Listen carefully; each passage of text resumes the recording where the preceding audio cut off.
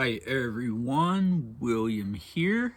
We're in 1935 today, and this is the Grand Duke Dmitri diary series, I should say, although not every installment is based on a diary entry. Today we're doing a speech.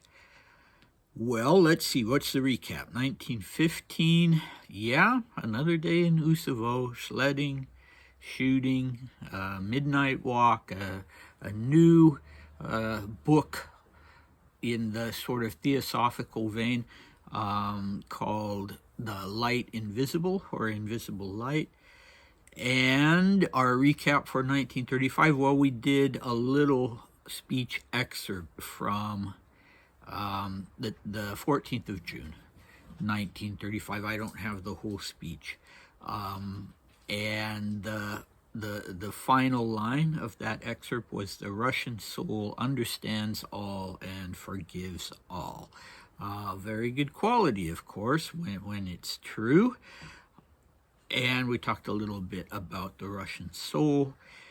Our cast for today, we have Alexander Kazem-Bek, Grand Duke Kirill, and the Russian people.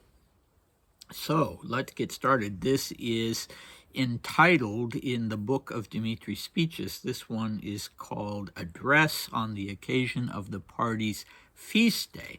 It's undated, but, and I don't know what the party's feast day was, but given what Dmitri tells us in this little excerpt, it must, or no, I mean, we'll do the whole speech, but in this part of the speech, it was undoubtedly September or October 1935, and that's not significant per se, but it's significant that some time had passed after the June speeches, and there was a response from the immigrants, so the Russian immigrant community. So let's dive into that.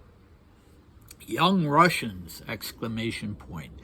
Upon joining the Young Russia Party, I heeded the proposal of the leader and accepted the chairmanship of the main council of the party.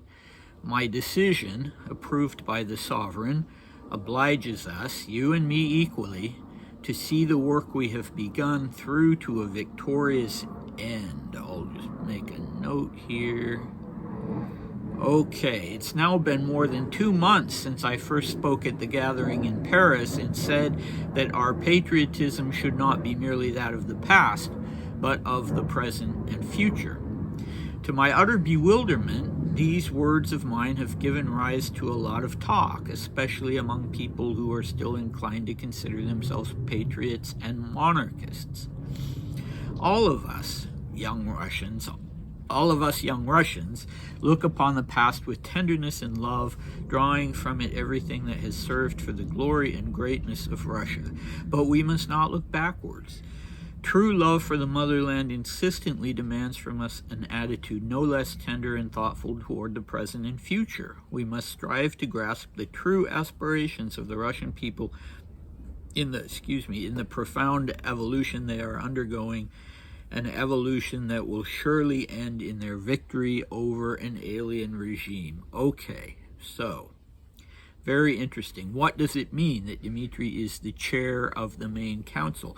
Well, one of the things it means is that Kirill, since he considered himself the emperor in exile, could not be directly involved in political organizations, and Young Russia had started out as a youth organization, but in the 30s it became a party, or started calling itself a party. And so Kirill could not be directly involved with that, but Dmitri had been Kirill's representative in Paris since 1923, and so he was taking the chairmanship, I think, more or less in that capacity. If he hadn't had a connection to Kirill, if he'd still been opposed to Kirill, he certainly would not have been asked to be the chairman of the main council. I have a book in Russian, written by a Russian historian on young Russia, and I haven't finished reading it yet, so maybe I can find out who else was on the main council. That would be interesting. So notice here that Dmitri calls Kirill the sovereign, Gasudar, the same thing that you call the Tsar. The main, in fact, you rarely call the Tsar or Imperator, you call him Gasudar. And so there's no pulling of punches here. He is the Dmitri that we know from 1921 would have been absolutely horrified by this, that he and probably just wouldn't have believed it if somebody from the future had told him that he would address Kirill as the sovereign, but here he is doing it. Okay, so clearly we have some ruffled feathers in the emigre community, and it's understandable, because in that June 12th speech, he was sort of praising the technological accomplishments in Soviet Russia, and saying we shouldn't gloat when something goes wrong in Soviet Russia, and we should want Russia to have a strong army, and all these various things. And so, yeah, people were upset by that. As far as they were concerned, the Soviet regime was an enemy regime. Well, and Dmitri himself puts it that way at the end of this section, when he calls it an alien regime, an interesting choice of words, not just a communist or an antagonistic regime, an anti-monarchist regime, but actually alien. So the emphasis in all of this, of course, is on Russianness and Russian nationalism and Russian patriotism. And so, of course, you're going to call this regime alien. It's completely foreign. It's led by a Georgian, and it's completely foreign to real Russia. Maybe not because Stalin was a Georgian, although Dmitri pointed that out in another speech, but just, it's alien to the Russian soul, it's alien to the Russian people, so on and so forth. Yeah, interesting choice of words. I would love to be able to ask him about that.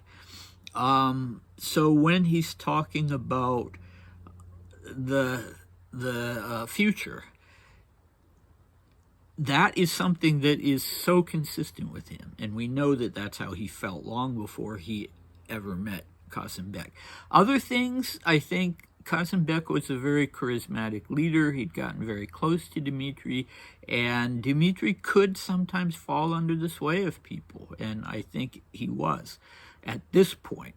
It wouldn't last long, but at this point he was definitely under the sway of Kazem-Bek. And so there's a strong influence of Kazem-Bek here, whereas sometimes we can say, as for instance in this orientation toward the future, that was completely consistent with who Dmitri was as a young man. He was considered a free thinker within the imperial family, and yeah, he was he was looking ahead, as opposed to, say, for instance, Nicholas II primarily looking back. Okay, it interests me that he uses the word victory and victorious twice. A victory over an alien regime and a victorious end. That is definitely sort of an escalation in the kind of language that he was using in the past. So maybe that came more from Kazem-Bek. I don't know. He wasn't he wasn't a rah-rah war jingoist kind of person. So, although there is, that we saw recently in the 1915 diary entries, the phrase that he uses, something about, a victorious Russian victory, a total victory by Russia will bring peace to the part of the world that's involved in, or the parts of the world that are involved in the fighting during World War I. Yeah, he's always kind of blindsided when he does ruffle feathers and people respond in a negative way. That he says he's bewildered. He didn't have a good sense of how people were going to react to what he what he said or wrote or was out there advocating, because it always sort of, he's kind of taken aback. Again, going back to 1921 and the whole Berlin debacle, and then later in 1939 with the statement he made, the anti-Nazi statement he made. And yeah, that really interests me. I mean, he'd been through this before, and yet it does really still seem to kind of baffle him. The reference to evolution is also interesting, to the profound evolution that the Russian people are going through. I'd like to hear more about that. Yeah, the thing I think that's most fascinating about this is to trace Dmitri's own evolution, and how, within 3 or 4 years of this speech, he would be turning away from this jingoistic Russian nationalism, just, becoming the, as he put it, the patriot of Europe, and no longer being on board with all of this stuff. So that's very interesting. Okay, what do we have next time? We have him being kind of poetic, and referring to Dostoevsky, and kind of escalating things a little bit. He could be pretty contentious sometimes, especially when he was getting negative feedback.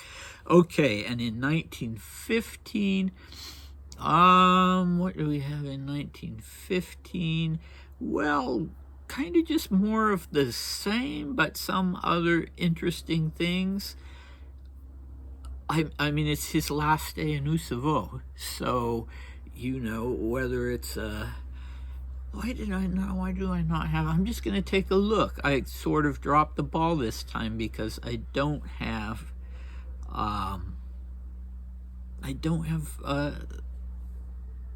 any notes about what's happening in the next 1915 diary entry. He's going to spend some time with his sister. Cook is going to leave, and he's going to spend some quality time with his sister. And let's see what the mention of Dostoevsky, talk in 1935, talking about the young Russian Union's conversion into the Young Russia Party, and getting a little heated. So sorry about that I was not on the ball today, but I hope to see you next time. Bye.